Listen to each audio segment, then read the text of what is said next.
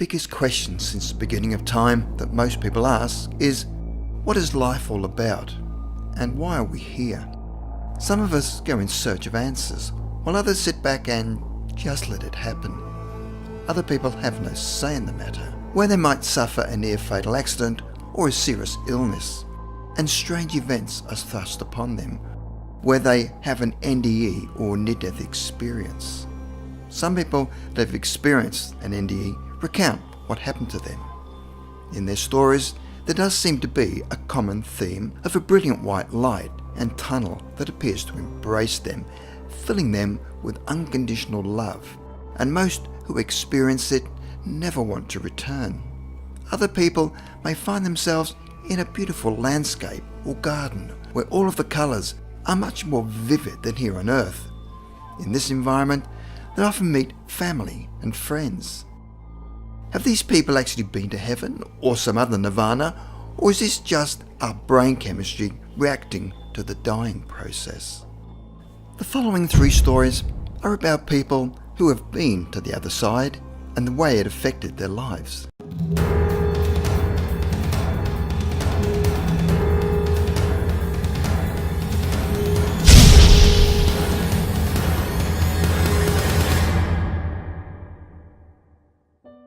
Number 3, Bryce Bond.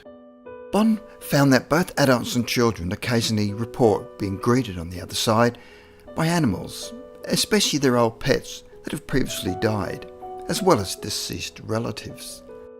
Several years before his death, Bryce Bond, a famous New York City media personality turned parapsychologist, told the story of what happened to him when he collapsed after a violent allergic reaction to pine nuts and was rushed to hospital.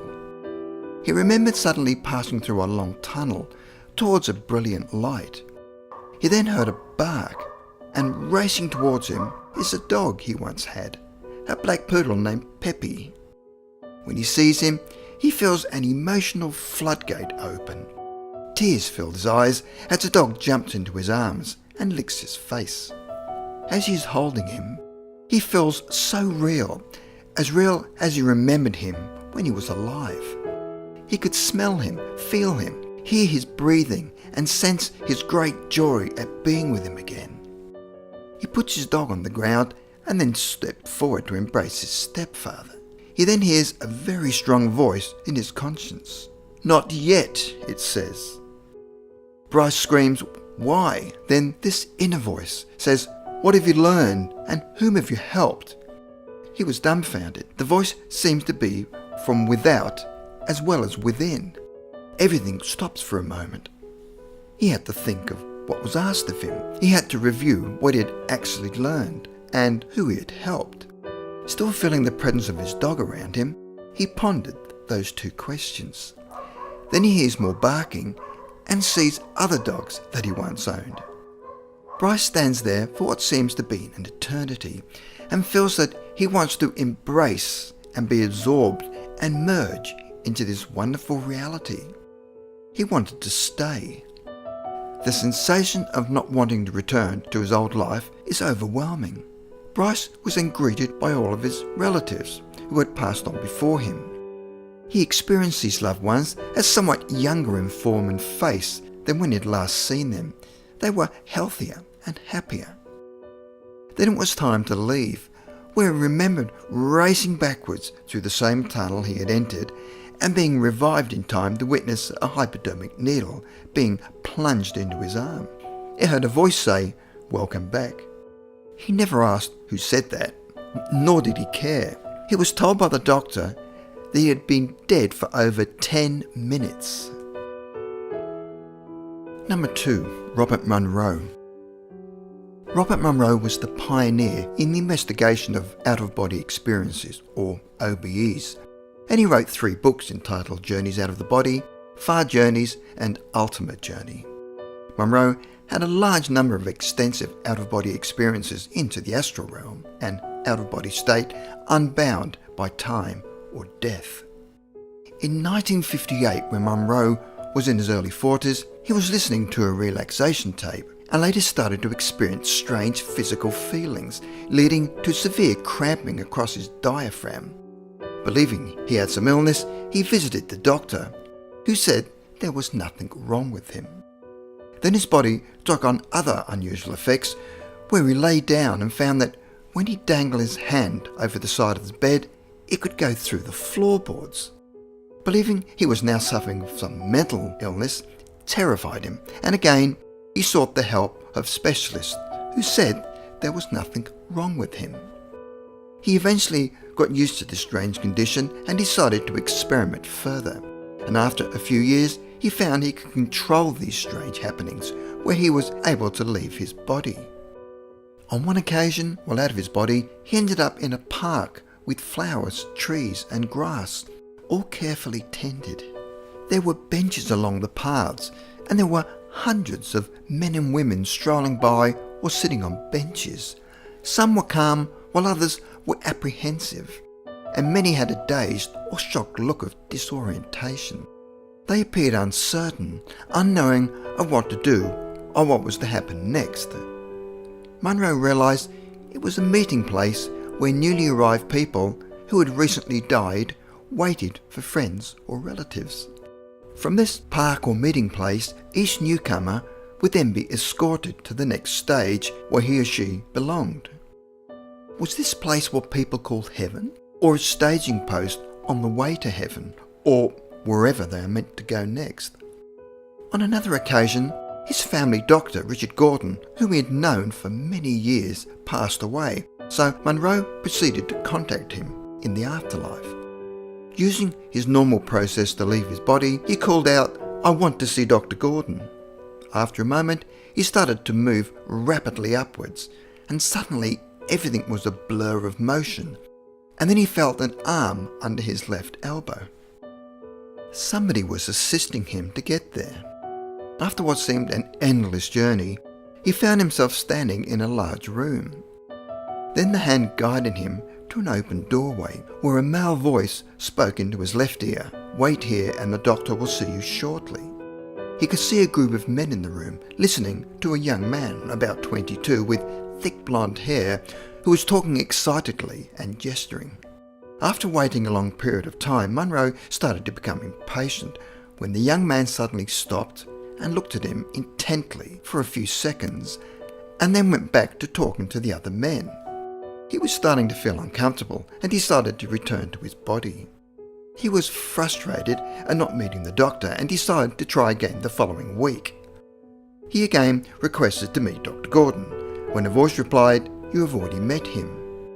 It suddenly occurred to him that the young man he had met whilst out of his body must have been Dr. Gordon. But how could that be? Dr. Gordon was an elderly man. Munro then visited Dr. Gordon's widow and asked to see photos of him when he was a young man. The old photos of him were identical to the young man that he'd met in spirit. The question is, where had the doctor gone when he died, and why was he now a young man? He appears to have created an identical reality of his earth life in the afterlife. But now, in his prime as a young man, was this his new reality or just another stage along the way to either reincarnation, or will he move along to another level? Another important question is, what or where is heaven? It seems that whatever our set of beliefs are on earth is how we will perceive what greets us when we die. Many people have spoken of the park with its trees and flowers and their vivid colours, which is meant to comfort us after the shock of dying, and appears to be the first step on the road to wherever. Number 1. Mellon Thomas Benedict. In 1982, Mellon Thomas died from terminal brain cancer, but miraculously lived to tell about it. While showing no vital signs for 90 minutes, Benedict said suddenly he was fully aware and was standing up, but his body was in the bed. He said that being out of his body was so vivid that he could float through every room in his house. There was a light shining and he turned toward the light. The light was very similar to what many other people have described in their near-death experiences. It was so magnificent and you could feel it. It was alluring. You wanted to go to it like you would want to go to your mother or father's arms. He began to move toward the light. He said he knew intuitively that if he went to the light, he would be dead. As he was moving towards the light, he hesitated and said, "Please wait a minute. I want to think about this. I would like to talk to you before I go any further."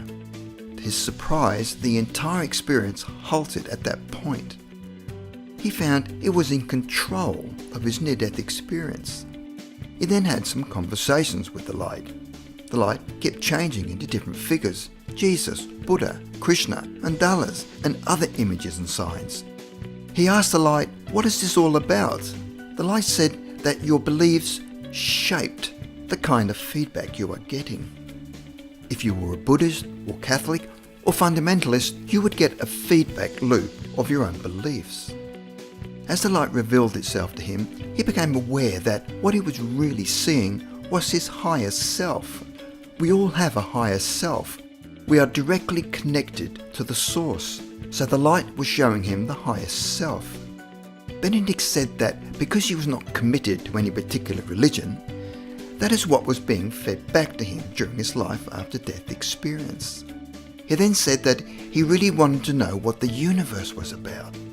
Then the light turned into the most beautiful thing that he'd ever seen: a mandala of human souls on this planet. He saw in this magnificent mandala how beautiful we all are in our essence. The human soul, the human matrix that we all make together is absolutely fantastic. It had suddenly changed his opinion of human beings. In that instant, he said, "Oh God, I did not know how beautiful we are," and was astonished to find that there was no evil in any soul.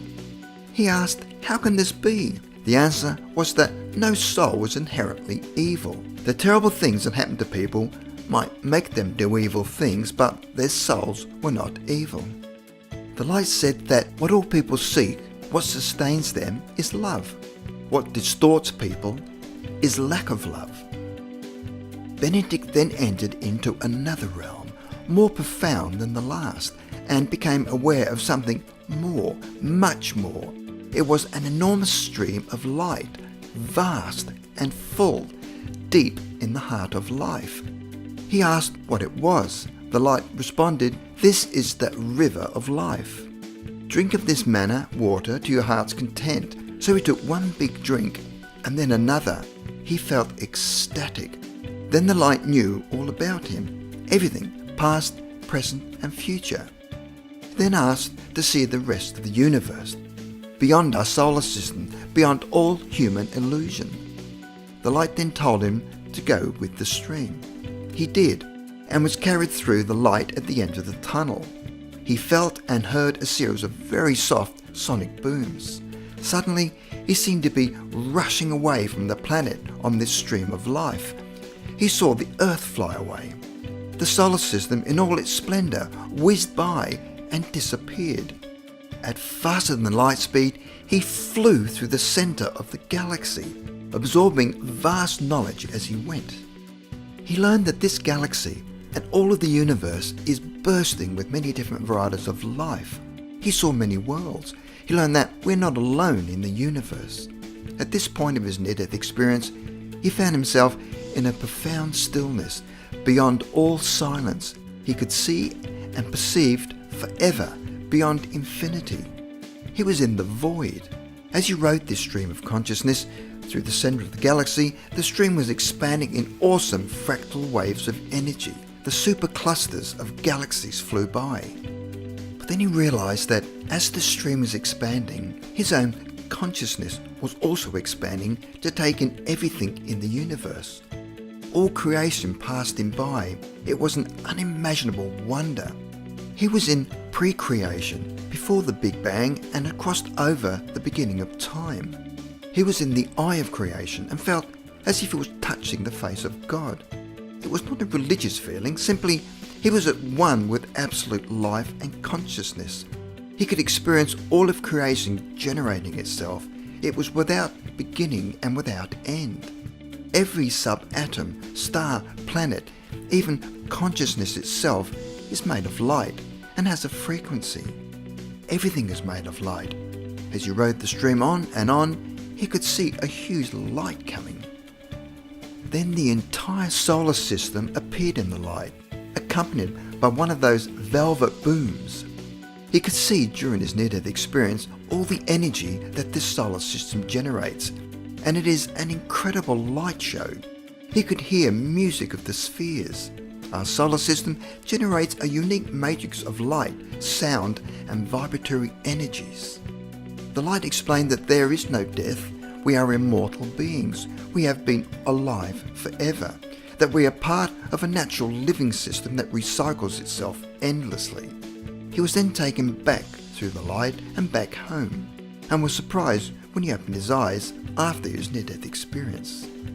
He was told by his crying care worker that he'd been dead and cold for a long time. Within 3 days, he was feeling normal again, clearer, yet different than he'd ever felt in his life. After 3 months, he had more scans, and the doctor said there was nothing there now and called it spontaneous remission. Benedict had perhaps the most transcendental NDE ever documented. While on the other side, Benedict journeyed through various afterlife realms and was given access to universal intelligence, by which he was allowed to absorb a tremendous amount of spiritual and scientific knowledge, including the nature of reincarnation. Benedict's enthusiastic curiosity during his NDE took him far into the remote depths of existence, and even beyond, into the energetic void of nothingness behind the Big Bang. He was given knowledge about humanity's role in the universe.